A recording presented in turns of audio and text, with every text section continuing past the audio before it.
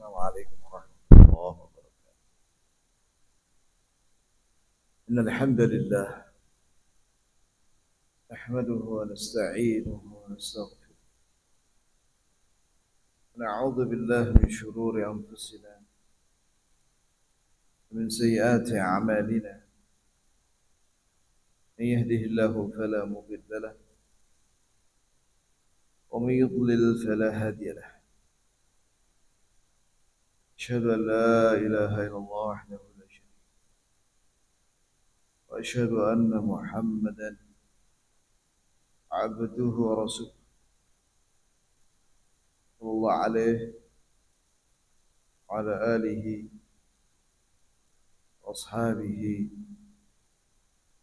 wa man tabi'ahum bi ihsan ila yaumiddin wa sallama tasliman katsiran.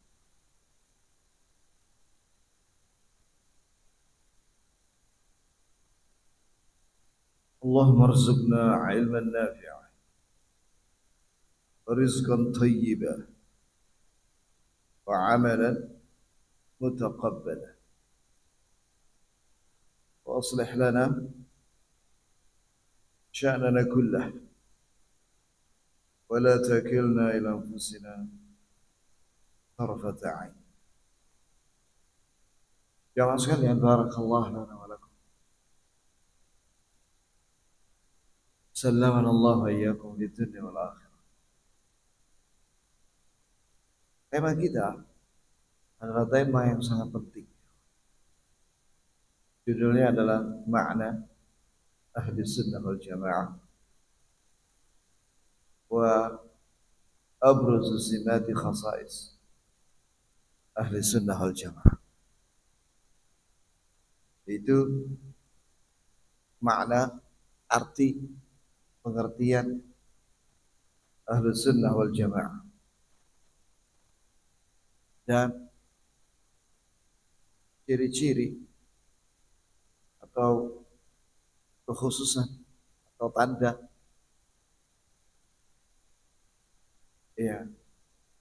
yang utama dari ahli sunnah wal jamaah. Jamaah sekalian, pembicaraan ini, tema ini wallahi sangat penting ya.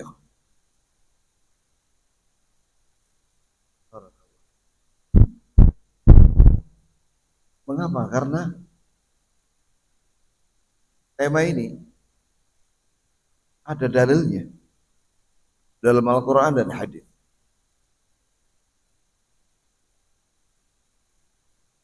Ahlus sunnah itu maknanya, ahl itu artinya sahib, yakni orang yang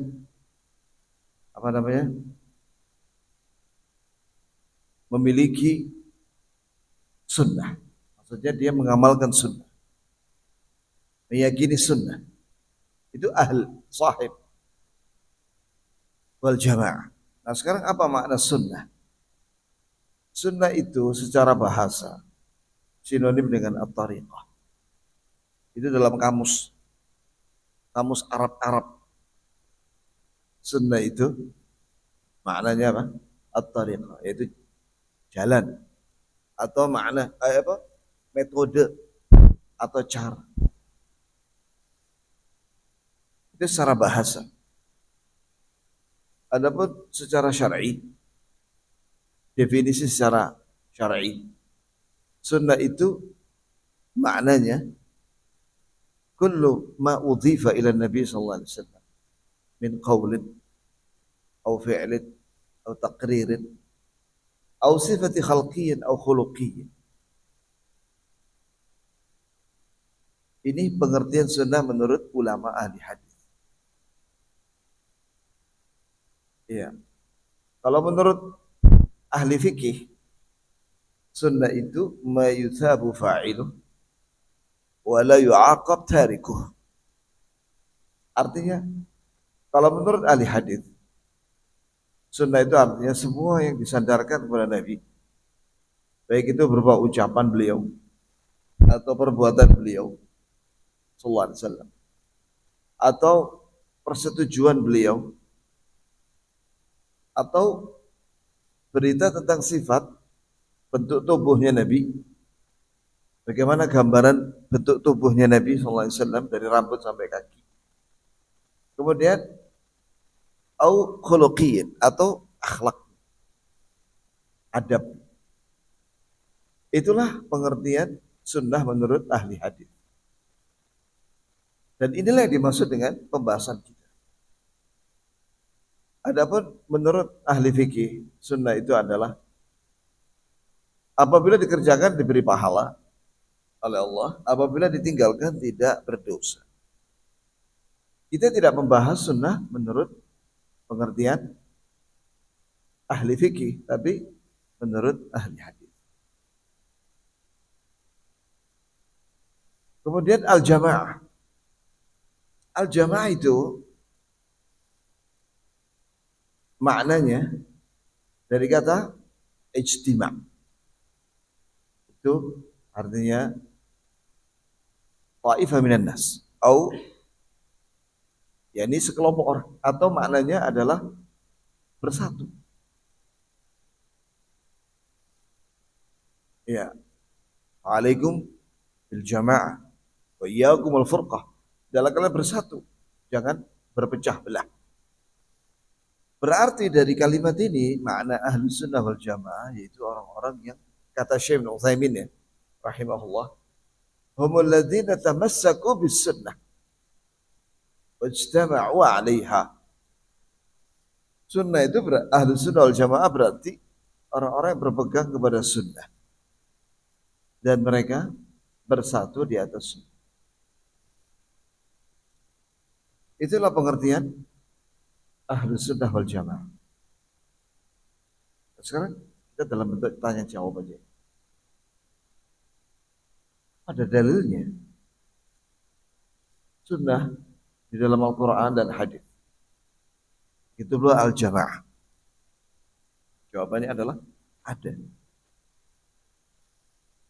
Di dalam Al-Quran Allah Azza wa Jalla berfirman, "Wa ma atakumur rasul fakhudhuh wa ma nahakum anhu fantahu." Apa yang datang kepada kalian dari Rasulullah SAW, ambillah. Kalau itu berupa berita, yakini. Yakini. Jangan didustakan. Kalau itu berupa perintah, laksanakan. Kalau itu berupa larangan, tinggalkan. Dari Nabi maksudnya.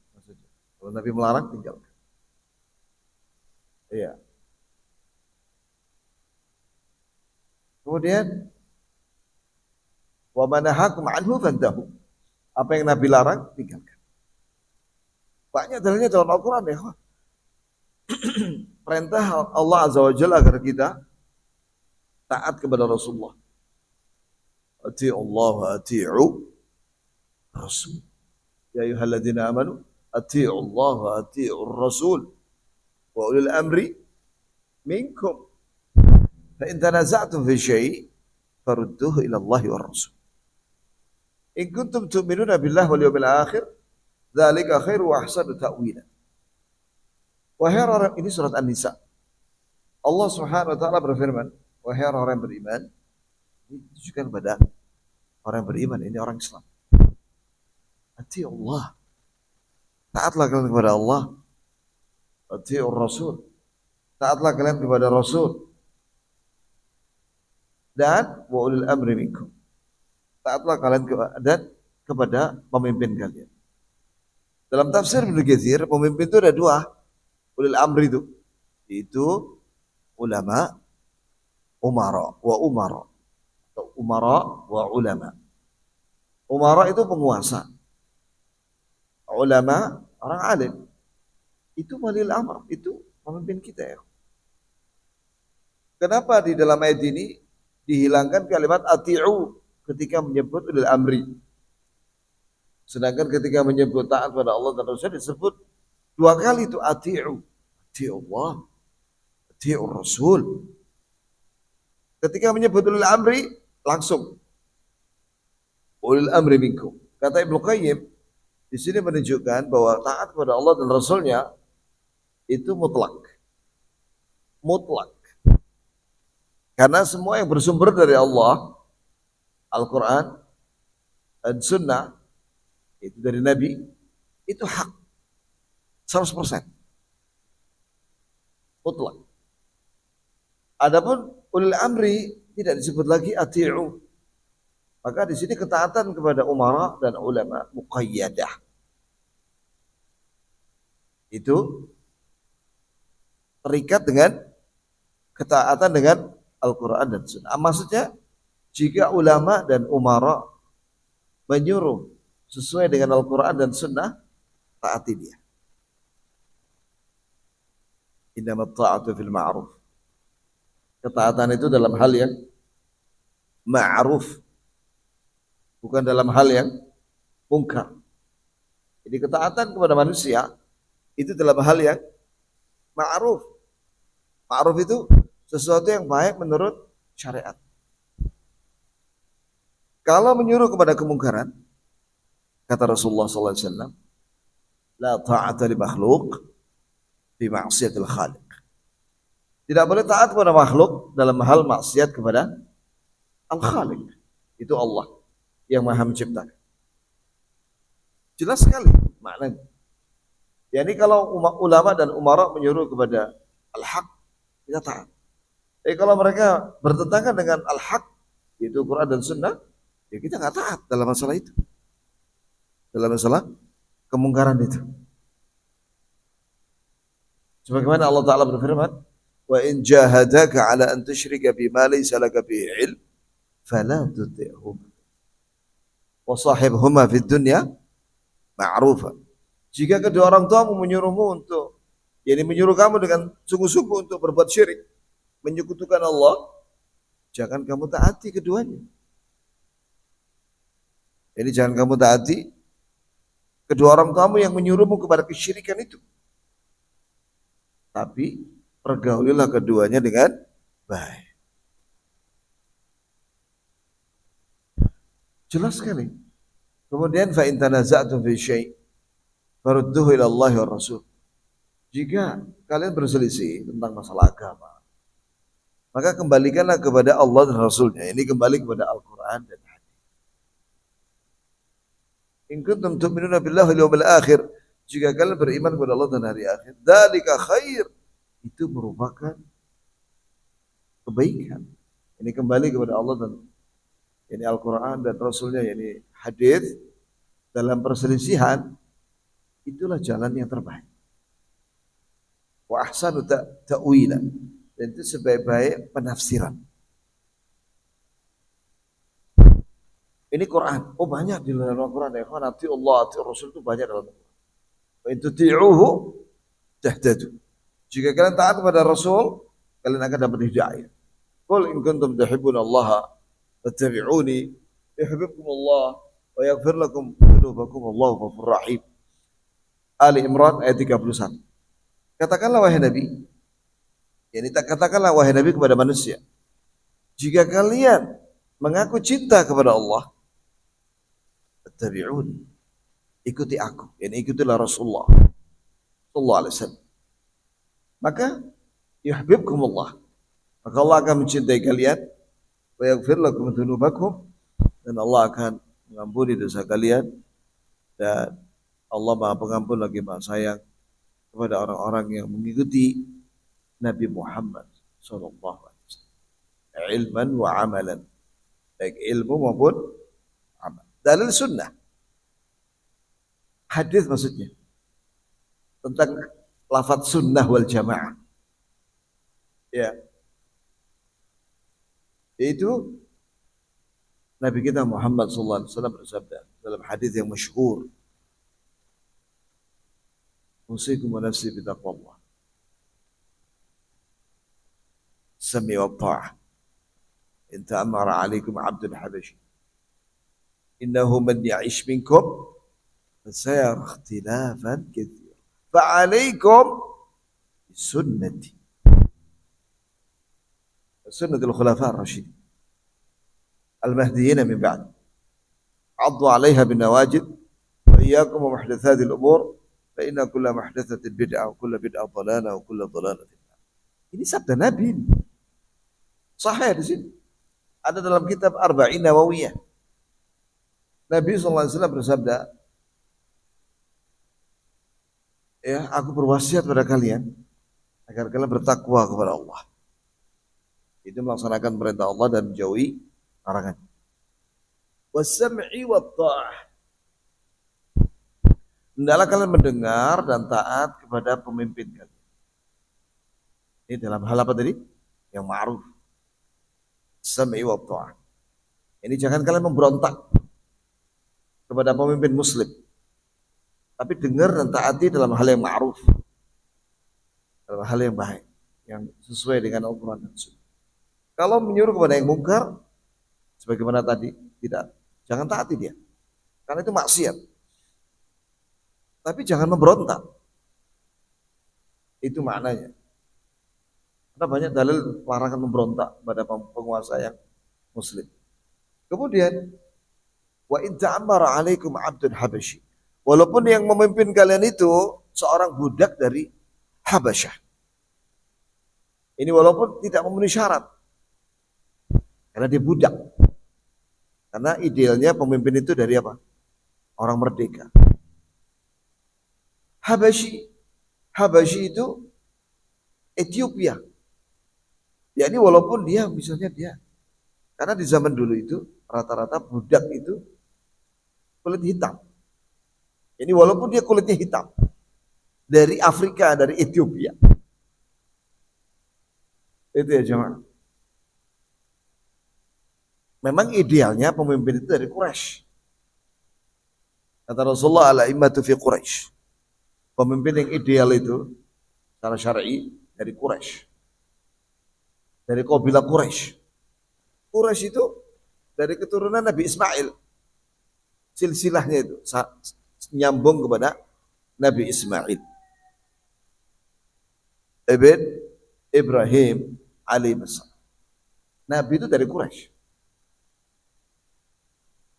Ya, Nabi Muhammad bin Abdullah ibn Abdul Muttalib ibn Hashim wa Hashimun min Quraisy. Kakek Nabi itu Hashim. Hashim ini bapaknya Abdul Muttalib. Lah Hashim ini dari Quraisy. Quraisy itu menurut para ulama kesepakatan apa menurut penjelasan Syekhul Islam bin Taimiyah bahwa Quraisy itu kabilah terbaik di dunia. Keutamaan Quraisy itu disebutkan oleh Rasulullah SAW. Iya, ada. Pemimpin itu dari Quraisy, idealnya begitu. Makanya semua para pemimpin dari mulai zaman Nabi ya, Abu Bakar, Umar, Uthman, Ali radhiyallahu anhum. Kemudian setelah Ali kan Hasan, kemudian Muawiyah, kemudian Yazid, terus Bani Umayyah, kemudian Bani Abbasiyah, kemudian yang ada di Andalusia. Ya, itu semua dari Quraisy. Dari suku Quraisy. Ya ini walaupun dia bukan dari Quraisy, pemimpin kalian itu, ini dari Ethiopia, Habasyah, taati dia. Selama dia menyuruh kepada yang ma'ruf. Sebab pemberontak itu banyak madarat. Kemudian setelah itu Nabi menyatakan, sebab barang siapa di antara kalian hidup sepeninggalku, nah ini perhatikan ya. Siapa di antara kalian hidup setelahku, sepeninggalku, dia akan melihat banyak perselisihan. Apa perselisihan apa di situ? Kata ulama, terutama dalam masalah akidah. Iya, masalah akidah dan manhaj. Akidah dan manhaj. Apa perbedaan akidah dan manhaj itu? Akidah itu keyakinan. Dari kata aqada yaqidu, yaitu apa yang diikat dalam hati. Apa yang diikat dalam hati. Ini diyakini dalam hati. Dengan pasti. Adapun manhaj itu artinya cara di dalam beragama. Nah, makanya nanti disebutkan tentang apa keistimewaan, ciri-ciri ahlu sunnah. Apa itu? Oh, banyak ya. Baik. Nah, kemudian jamaah sekalian, kata Nabi SAW, barang siapa di antara kalian hidup sepeninggalku, dia akan melihat banyak perselisihan. Setelah itu Nabi memberikan solusi. Hendaklah kalian berpegang kepada sunnahku. Itu solusi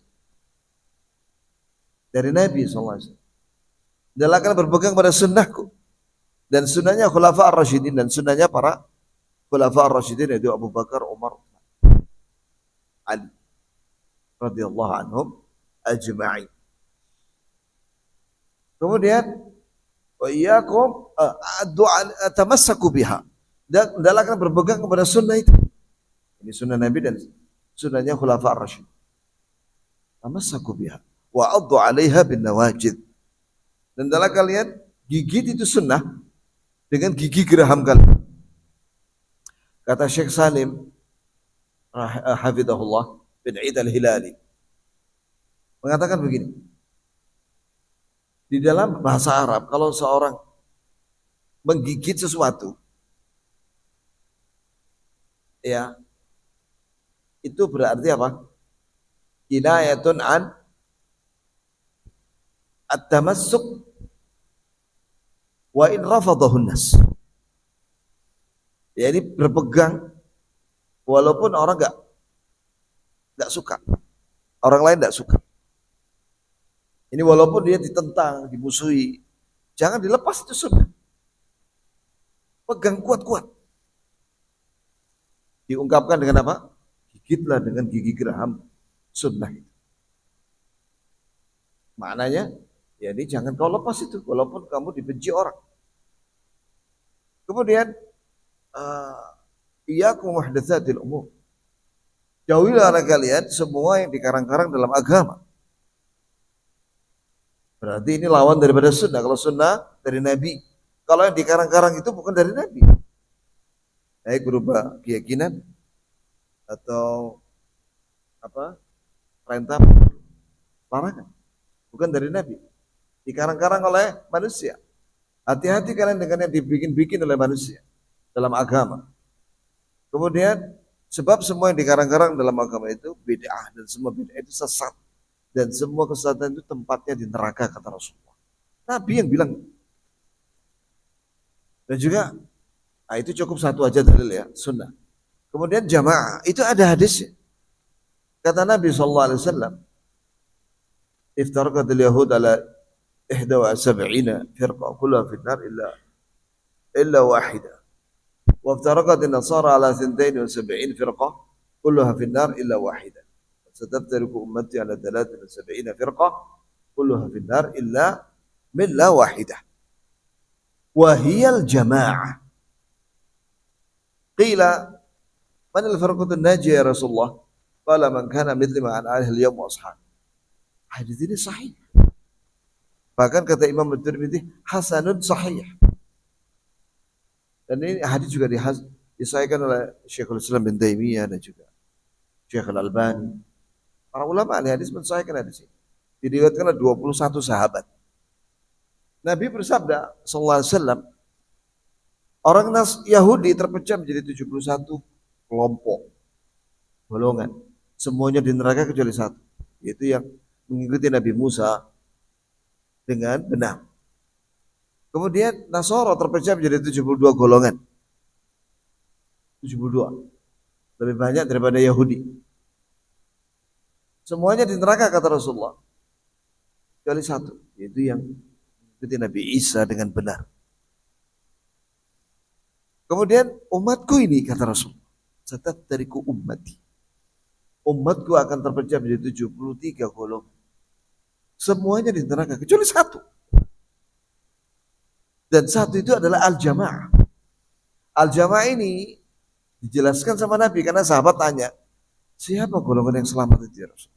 Berarti siapa jamaah itu yang selamat? Maka Nabi menyatakan, itu orang-orang yang seperti aku dan sahabatku hari ini. Ini dalam beragama, mengikuti Nabi dan sahabat. Jelas sekali. Penjelasan Rasulullah itu terang benderang. Tidak sulit. Itu ya kawan. Maka makna jamaah adalah Rasulullah dan sahabat. Ada lagi yang menjelaskan bahwa jamaah itu adalah itu ahlul hadis. Siapa yang mengatakan itu? Imam Ahmad. Ketika menjelaskan firqah najiyah, golongan yang selamat dan Taifah Mansurah. Taifah Mansurah itu golongan yang dimenangkan oleh Allah. Dunia akhirat. Nabi bersabda dalam hadis Bukhari Muslim, "La tazalu ta'ifatun min ummati dhahirina 'alal haqq. La yadhurru man khadhalahum wa la man khalafahum. Hatta ya'tiya amrullah." Fi riwayat hatta taqum as-sa'ah. Ini hadis Bukhari Muslim. Sahih. Senantiasa ada pada umatku ini orang-orang yang berpegang kepada terang-terangan di atas kebenaran. Taifah Mansurah.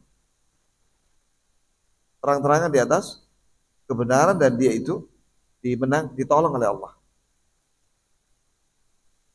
Tidak ada yang bisa mengalahkan mereka siapapun dari orang kafir yang memusuhi mereka. Dan siapapun yang menyelisih mereka dari kalangan orang-orang yang dengki dari kalangan kaum muslimin. Sampai datang perintah Allah. Dalam sebuah riwayat sampai datang kiamat. Dijelaskan oleh Ibnu Hajar al-Asqalani dalam Fathul Bari. Syarah Sahih Bukhari. Bahwa yang dimaksud dengan sampai datang perintah Allah, itu sampai datang angin atas perintah Allah. Ya. Nanti setelah peristiwa tanda-tanda kiamat yang besar itu muncul, ya, maka yang paling akhir itu Allah menurunkan angin. Dengan angin itu, maka setiap orang Islam akan meninggal. Sehingga di dunia ini nggak ada lagi orang Islam waktu itu. Itu setelah Nabi Isa turun, setelah Dajjal dibunuh oleh Nabi Isa, setelah Ya'juj wa Ma'juj meninggal, setelah Imam Mahdi keluar dan meninggal. Pokoknya seluruh tanda kiamat yang besar muncul. Nah, ini yang terakhir. Ini yang terakhir. Itu ditiup sangkakala udah sama malaikat. Israfil. Karena gak ada lagi orang Islam. Ya ini selama ada orang Islam, masih ada itu Taifah Mansurah. Makanya para ulama mengatakan bahwa Ahlus Sunnah wal Jamaah itu ya Taifah Mansurah itu. Dan mereka ya firqatun najiyah. Lah Imam Ahmad menjelaskan makna Taifah Mansurah. Dia mengatakan begini. Itu dalam Fathul Bari dijelaskan. Hadis itu Ibnu Hajar dibawakan keterangan dari Imam Ahmad. In lam yakun haula'i ta'ifatul mansura ahlul hadis fala adri man. Jika golongan yang dimenangkan oleh Allah dan selamat itu bukan ahli hadis, aku tidak tahu lagi siapa mereka. Perkataan Imam Ahmad ini dikomentari oleh Qadhi Iyad. Qadhi Iyad mengatakan begini. Al-maqsudu min kalami Imam Ahmad fi ahli al-hadis ay hum ala i'tiqadi ahli al-hadis. Itu yang mengikuti keyakinannya ahli hadis. Supaya orang tidak memahami bahwa Taifah Mansurah atau ahli sunnah itu cuma orang yang belajar hadis saja. Sedangkan yang ahli fikih tidak pun termasuk. Ahli fikih termasuk. Empat mazhab termasuk. Abu Hanifah, Malik, Syafi'i, Ahmad. Ahli fikih. Begitu pun ahli tafsir. Masuk di dalam. Syaratnya apa? Akidahnya ahli sunnah. yakni bukan khawarij, takfiri, ekstrim, yang mengkafir-kafirkan selain kelompok mereka. Bukan Syiah, jelas. Ya, bukan Rafidah, bukan Mu'tazilah, bukan Jahmiyah, apalagi itu. Bukan Qadariyah, Jabriyah, bukan Sufiyah. Oh, zaman sekarang ini. Apalagi liberaliyah. Jadi mereka ahlus sunnah. Kalau di zamannya dahulu, zamannya sahabat dan tabi'in dan atba'ut tabi'in, kelompok yang menyimpang itu ada 6. Khawarij, Syiah, Rafidhah, kemudian Qadariyah, kemudian Jabriyah, kemudian Murji'ah, kemudian Mu'tazilah. Ada 6. Ini disebutkan oleh Ibnu Jauzi dalam kitab Talbisul Iblis. Dari 6 ini muncul cabangnya masing-masing. Pokoknya total jadi 72. 72 dibagi 6 berapa ya, kawan? 12. Ya disebutkan di situ dalam kitab itu Talbisul Iblis. Khawarij cabangnya ada 12. Disebutkan satu-satu. Syiah atau Rafidhah ada 12. Disebutkan satu-satu namanya. Kemudian Qadariyah ada 12. Jabriyah ada 12. Kemudian Murji'ah ada 12. Kemudian Mu'tazilah ada 12. Iya, lengkap nama-namanya. Disebutkan di situ oleh Ibnu Jauzi dalam Talbisul Iblis.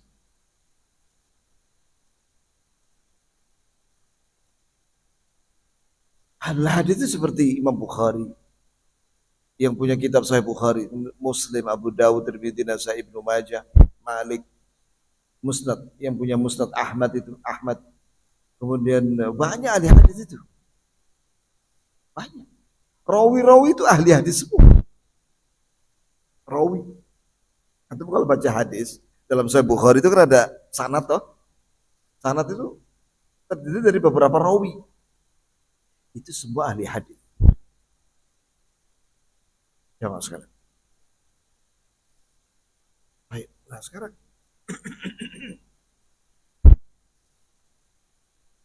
itu sabda Nabi. Sekarang perkataan sahabat ada apa, ada ahli sunnah itu wal jamaah ada. Itu disebutkan oleh Ibnu Katsir dalam tafsirnya. Ketika menafsirkan ayat surat Ali Imran, yauma tabyaddu wujuh wa taswaddu wujuh.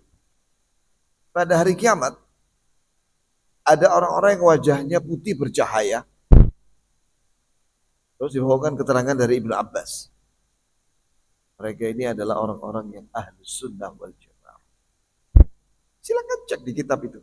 Tafsir Ibnu Katsir. Itu tafsir Ibnu Katsir itu kitab rujukan, terpercaya.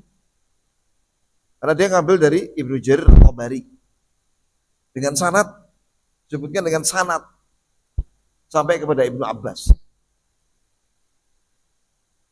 Wa taswaddu wujuh, dan ada orang yang hitam wajahnya. Yang hitam wajahnya itu pada hari kiamat, apa kata Ibnu Abbas? Hum ahlul bid'ah wal furqah. Mereka ahlul bid'ah dan yang berpecah belah, tidak bersatu di atas sunnah. Jelas sekali. Jadi kalimat ahlus sunnah wal jamaah itu bukan mengada-ngada.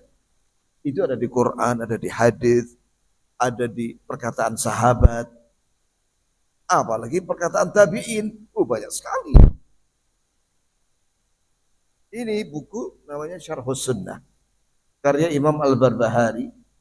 Al-Barbahari ini murid daripada muridnya Imam Ahmad. Dan buku judulnya Sunnah banyak. As-Sunnah karya Imam Ahmad, As-Sunnah karya Al-Khallal, As-Sunnah karya Imam Al-Lalaka'i. Banyak referensinya. Jadi Ahlus Sunnah wal Jamaah itu bukan mengada-ngada. Ada turun-temurun. Dari mulai zaman Nabi, sahabat, tabi'in, atba'ut tabi'in, dan seterusnya setiap generasi. Ada mereka. Sekarang, Asais. Ya. Ini ya, Ikhwan, saya bacakan aja.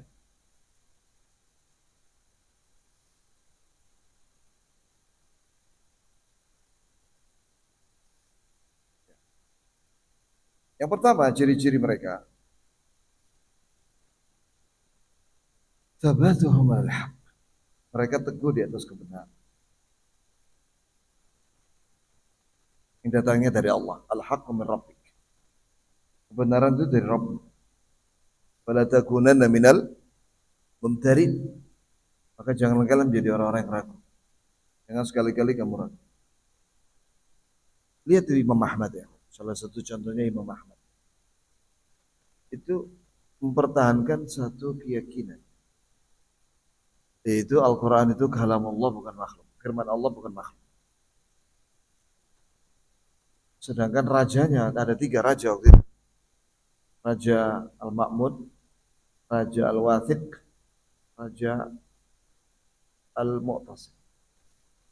3 raja ini berpaham Mu'tazilah. Mengatakan Quran makhluk. Karena dipengaruhi oleh orang-orang Mu'tazilah. Tokohnya namanya Ahmad bin Abi Du'ad. Itu nama tokoh Mu'tazilah di zamannya Imam Ahmad. Dia yang mempengaruhi 3 raja ini. Di zaman 3 raja ini Imam Ahmad dipenjara. Dipenjara. Ada yang dibunuh, ada yang diem, tidak berani ngomong. Ya, nah, di antara yang berani bicara Imam Ahmad. Maka dia dipenjara dan digebukin, dicambuk selama 30 bulan. Apakah dia berubah? Tetap dia mengatakan Quran kalamullah. Maka ketika raja yang berikutnya setelah Mu'tasim itu Al-Mutawakkil, maka Al-Mutawakkil ini Ahlus Sunnah. Maka Imam Ahmad dibebaskan. Itu ya. Sampai kata ulama begini, kalau bukan karena hidayah dari Allah dan keteguhan, kemudian keteguhan dari Imam Ahmad, maka manusia akan sesat menjadi Jahmiyah, mengatakan Quran makhluk dan lain-lain. Karena dengan kegigihan dia dan kesabaran dia di atas sunnah, maka dicatat dalam sejarah. Bahkan yang ajib ya kan, ada 70 hakim qadhi pemerintah waktu itu di 3 raja ini memvonis, memutuskan bahwa Imam Ahmad itu sesat. Dibilang sesat Imam Ahmad. Sekarang mana yang terbukti sesat? Apakah 70 hakim itu atau Imam Ahmad? 70 hakim itu gak jelas namanya. Gak disebut dan gak dipuji sampai hari ini. Hilang namanya.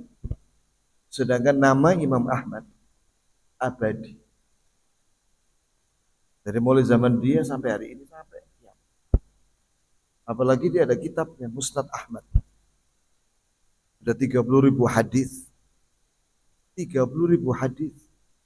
Musnad Ahmad.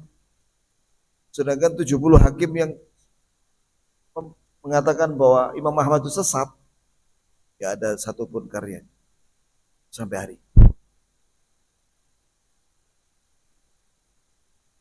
Dan yang kedua, ittifaqu ala umuril aqidah. Mereka sepakat di atas akidah yang hak. Keyakinan yang hak. Dari awal sampai akhir. Berlandaskan Al-Quran dan Sunnah. Ini mereka tidak berkeyakinan seperti keyakinannya Khawarij. Seperti keyakinannya Syiah atau Qadariyah, Jabriyah, Murji'ah, Mu'tazilah. Nah,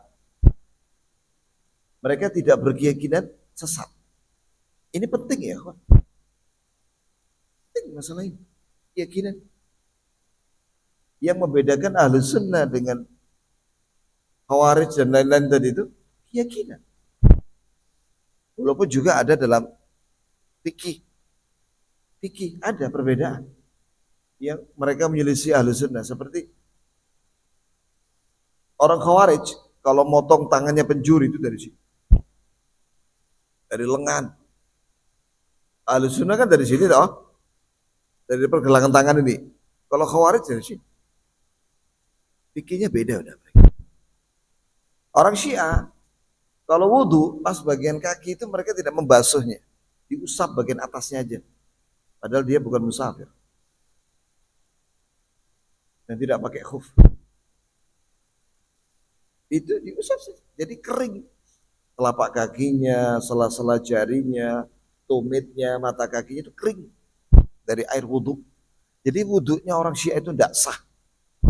Itu disebutkan dalam kitab fikih, ya, seperti dalam kitab Bidatul Mujtahid, itu fikih perbandingan mazhab itu disebutkan. Dan saya lihat sendiri orang Syiah dari Iran itu ketika wudhu itu pas bagian kaki itu nggak dibasuh, usap aja. Jadi dalam masalah fikih mereka juga menyelisihi. Yang paling utama masalah akidah. Maka masalah keyakinan ini kita harus koreksi diri. Apakah keyakinan yang akan kita bawa mati itu benar apa salah? Ya. Keyakinan yang benar itu landasannya wahyu. Keyakinan yang batil landasannya bukan Quran dan Sunnah. Lah apa landasannya? Satu, hawa nafsu dan perasaan. Iyattabi'una illa dhann wa ma tahwal anfus. Mereka hanya mengikuti prasangka dan hawa nafsu. Dua, sumbernya itu bukan dari langit, tapi dari bikinan manusia yang ada di bumi. Keyakinan yang benar dari langit, dari Allah. Sedangkan keyakinan yang batil, bikinannya manusia. Atau melihat semua keyakinan. Coba lihat itu seperti Nasoro yang mengatakan Trinitas, yang mengatakan itu Nabi Isa sebagai anak Tuhan atau Tuhan. Itu bukan dari langit. Keyakinan itu bikinannya Paulus. Paulus itu ada dalam Bible Perjanjian Baru, itu surat-suratnya Paulus itu ada lebih dari 115 halaman. Cek kan. Si Paulus itu yang bikin Trinitas. Nabi Isa mengajarkan tauhid. Kemudian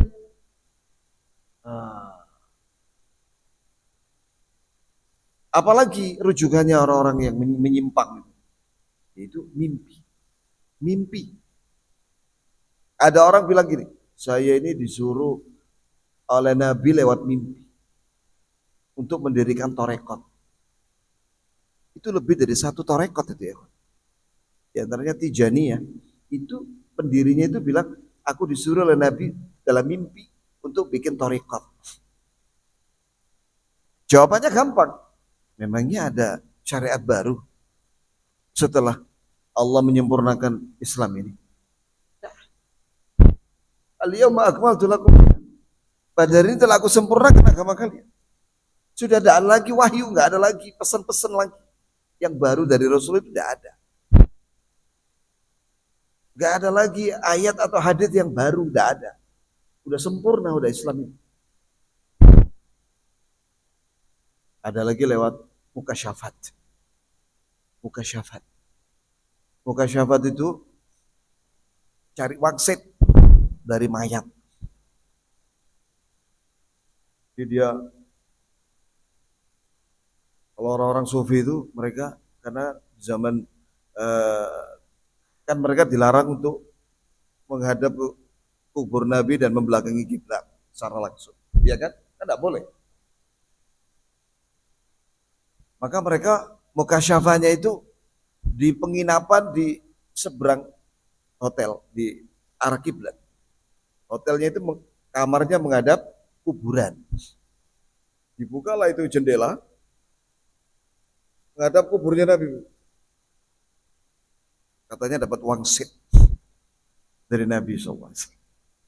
Kalau mau dapat sunnah dari Nabi, ilmu, belajar hadis. Bukan dengan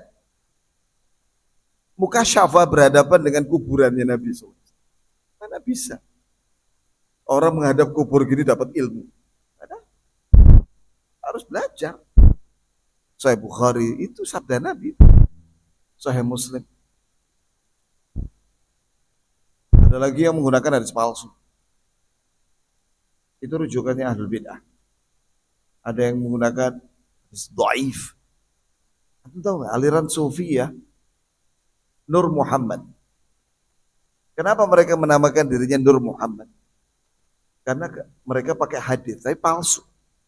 Awwalu ma khalaqallahu nura nabikum. Yang pertama kali Allah ciptakan itu cahaya nabi kalian. Ini hadis palsu. Padahal hadis yang sahih, awwalu ma khalaqallahul qalam. Kata Rasulullah SAW, yang pertama kali Allah ciptakan dari makhluk itu pena. Yang untuk mencatat takdir. Wa arshuhu 'alal ma, wa kana arshuhu 'alal ma. Setelah itu Nabi mengatakan, dan waktu itu arsy Allah ada di atas air. Laiku mengatakan, awwalu ma khalaqallahu nura Muhammad, nura nabikum. Yang pertama kali Allah ciptakan cahaya nabi kalian. Ini hadis palsu. Jadi mereka membangun keyakinan berdasarkan hadis palsu. Inilah kesesatan. Atau menggunakan buku rujukan tadi itu dari bumi ya, bukan dari langit. Bikinan orang di bumi. Seperti keyakinan dari buku Darmo Gandul, Hadoloco, Primbon, ya, apa itu yang biasa diyakini sama orang-orang hari baik itu apa itu? Itu ada bukunya. Primbon Jawa. Buku apa itu? Apa? Mujarobat. Nah itu dia. Bukunya namanya Mujarobat. Saya sampai detik ini belum pernah lihat buku itu. Itu bukan dari langit, itu bikinannya orang Jawa. Iya, di antaranya di situ ada keyakinan hari-hari baik. Sehingga orang kalau mau nikah, tanya dulu sama orang yang ngerti hari baik. Oh, kamu nikahnya yang baik itu nanti tahun depan. Oh ya kesuwen ya akhir. Orang sudah pengen nikah disuruh ngenteni tahun depan. Akhirnya enggak menenang kau Allah. Enggak usah tanya sama dia. Orang mau nikah disuruh tahun depan. Ya selak. Ditinggal sama calonnya.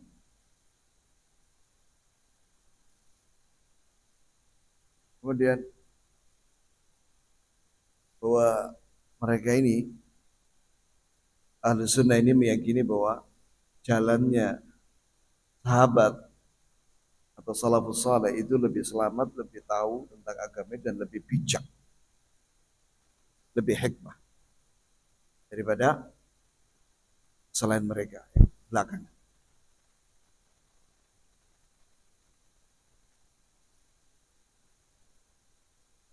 Iya. Dan mereka ini Ahlu Sunnah ini cirinya, mereka sangat tahu tentang Nabi SAW. Sejarahnya dan juga ucapan dan perbuatan. Karena mereka belajar hadis. Saya kasih contoh satu orang ya, namanya Syekh Abdul Muhsin Al-Abbad. Itu masih hidup soal. Umurnya udah 90-an sekarang. 90, udah pensiun dia.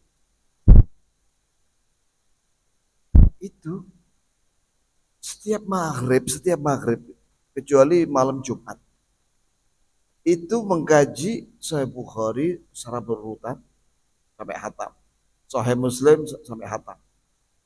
Itu bertahun-tahun.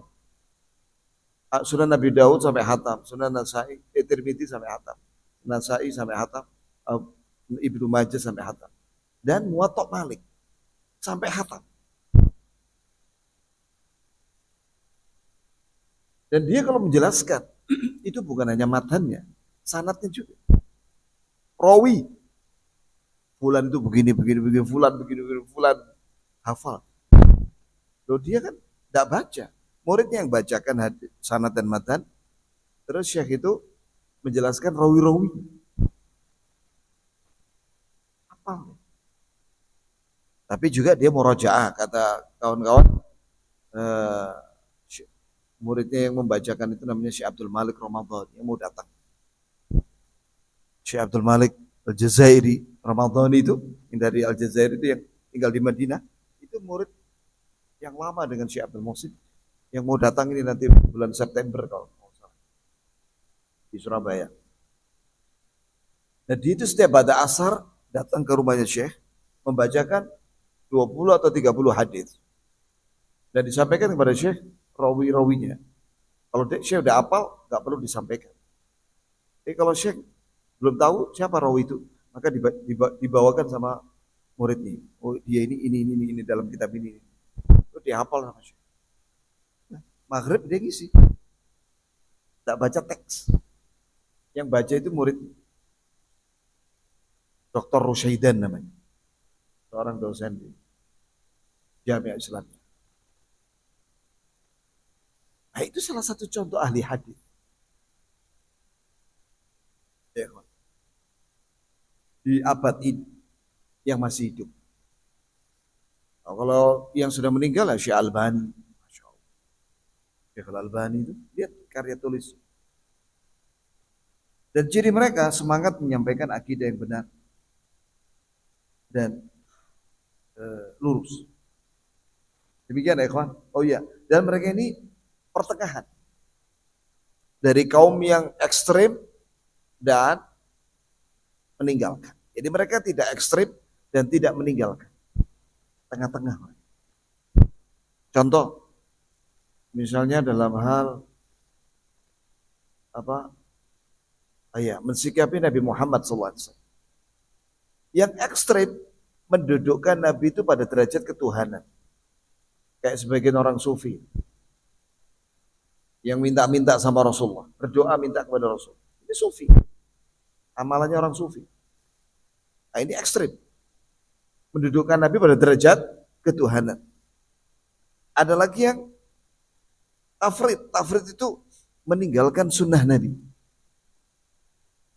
Lah ahlu sunnah tengah-tengah. Tidak ekstrim, tidak meninggalkan. Dan mereka mengamalkan. Demikian ya ikhwan, sudah selesai, sudah bahas tentang ciri, makna dan ciri ahlu sunnah wal jamaah. Ada pertanyaan kah? Tidak ada, saya tutup.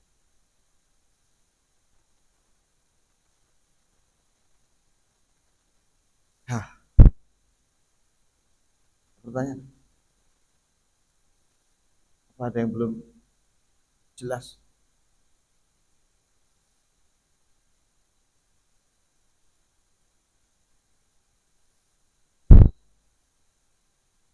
Ya.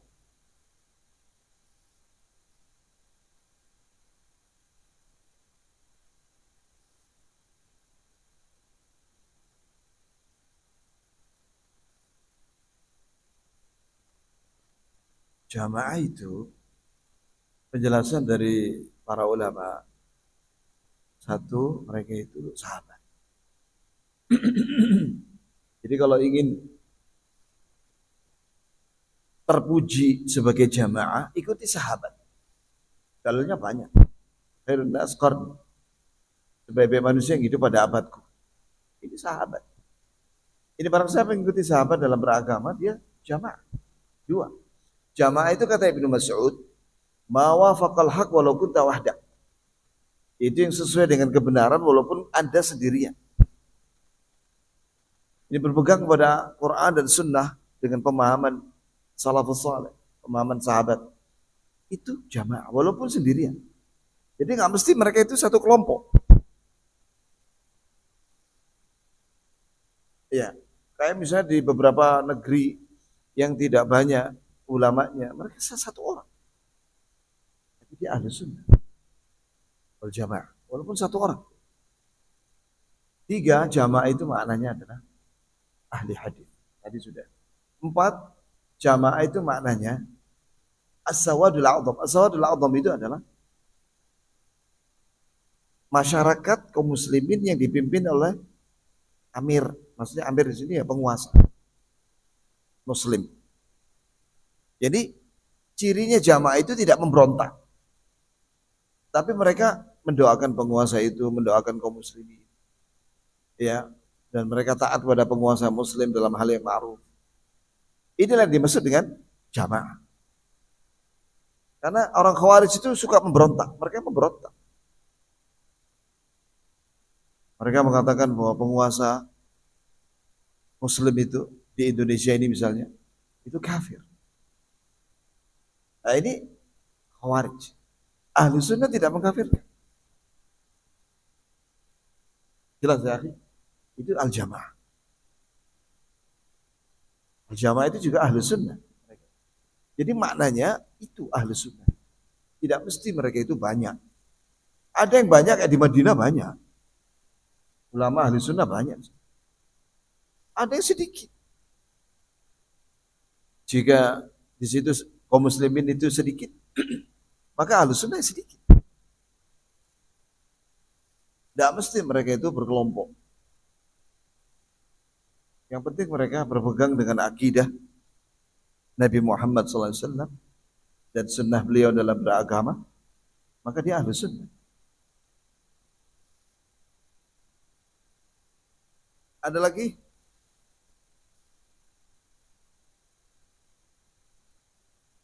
Ya sudah, kita tutup dengan doa dulu. Allahumma inna nas'aluka min syarri asma'ika husna sifatikal ula.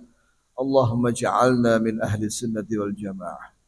ظاهرا وباطنا علما وعملا ووفق المسلمين لأن يكونوا منهم اللهم اجعلنا من الطائفة المنصورة الناجية ووفق المسلمين لأن يكونوا منهم اللهم أرنا الحق حقا وارزقنا اتباعه وأرنا الباطل باطلا وأرنا الباطل باطلا وارزقنا اجتنابه اللهم آت نفوسنا تقواها وزكها أنت خير من زكاها أنت وليها ومولاها اللهم اجعلنا ممن يريدون حوض النبي صلى الله عليه وسلم الكوثر ويشربون منه شربة لم يظمأ بعدها أبدا اللهم اجعلنا ممن يريدون حوض النبي صلى الله عليه وسلم الكوثر ويشربون منه شربة لم يظمأ بعدها أبدا في عافية اللهم اجعلنا ممن يريدون حوض النبي صلى الله عليه وسلم الكوثر ويشربون منه ولم يظمأ بعدها أبدا في عافية ربنا آتنا في الدنيا حسنة وفي الآخرة حسنة وقنا عذاب النار آمين وصلى الله وسلم على محمد وعلى آله وصحبه وسلم والحمد لله رب العالمين سبحانك اللهم وبحمدك